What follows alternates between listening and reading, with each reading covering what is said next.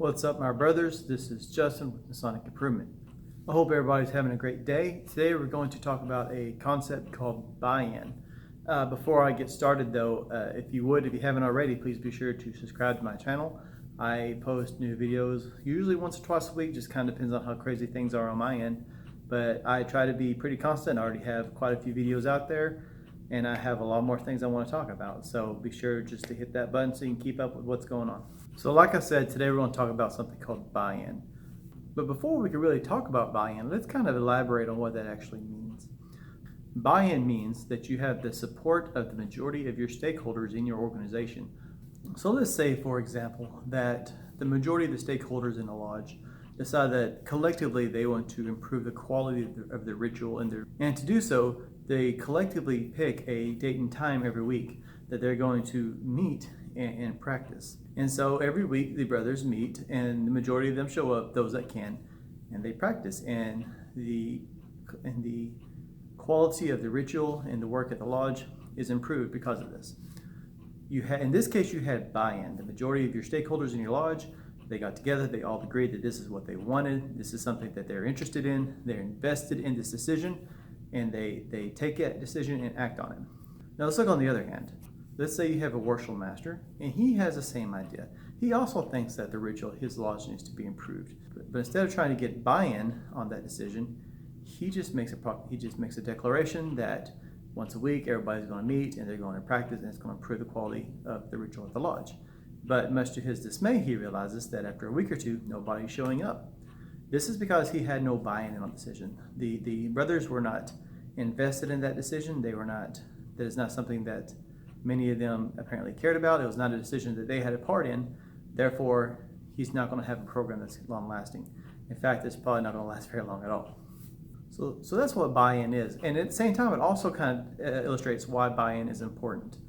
Because as an organization, we need to have a vision that lets us see 5 years, 10 years, 20 years into the future.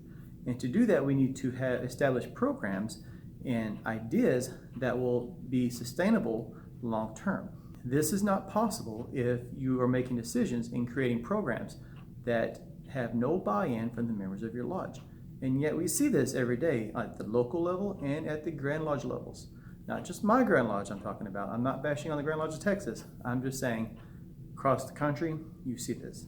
You see Grand Lodges making decisions that not everybody is invested on. So if you as a worship master or a future worship master or a committee member want to create a program that will have long-lasting positive ramifications for your lodge or your Grand Lodge, you need to be sure that when you make decisions, they have the buy-in of the majority of your stakeholders. Now at the Grand Lodge level, and even at the local level when you have really large lodges, this is probably more difficult, but you'll need to use some kind of survey tool. Luckily, Google has some great products out there that you can use for free. Smaller lodges, again, this is probably much simpler, but the point is it's possible to get this buy-in, and once you have that, you can make more informed decisions with the support of the brethren, which will enable these programs to last much longer. So finally, let's talk about how to get the buy-in, and I kind of hinted at that before when I was talking about surveys. You want input from the brothers.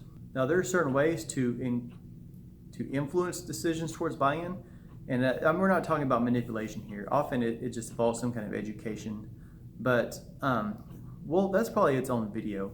But in the simplest term, the way to get the buy-in is to just get the brothers together somehow and get their input. Now this could be done through surveys. Like I said, it's a lot less informal, but it works especially on larger scales. But with small lodges, even those with just a small amount of stakeholders, there's no reason you can't meet. You might have to do it once or twice and iron all these things out, preferably while you're working on your vision and your mission statement. But this can come after as well. Once y'all sit down and decide what's important to your lodge, you can determine what sort of programs align with what you want to do, and y'all can decide together as the majority of the stakeholders the direction you want to take your lodge and what programs you'll be implementing to do that. And once you do that and you have the buy-in from the brothers, you'll find that these programs have much more support from the brethren and are much longer lasting. Even if they may have to evolve and adapt over time, the key concepts will still be there. So that's all we're going to talk about today. Like I said, there's much more to this than we'll probably have to get into later. But as far as a basic introduction to getting buy-in at your lodge and the importance of it, I think this is pretty adequate. So thanks again, as always, for watching. If you enjoyed my video, please give it a like, and I'll see y'all in the next one. Take care, my brothers.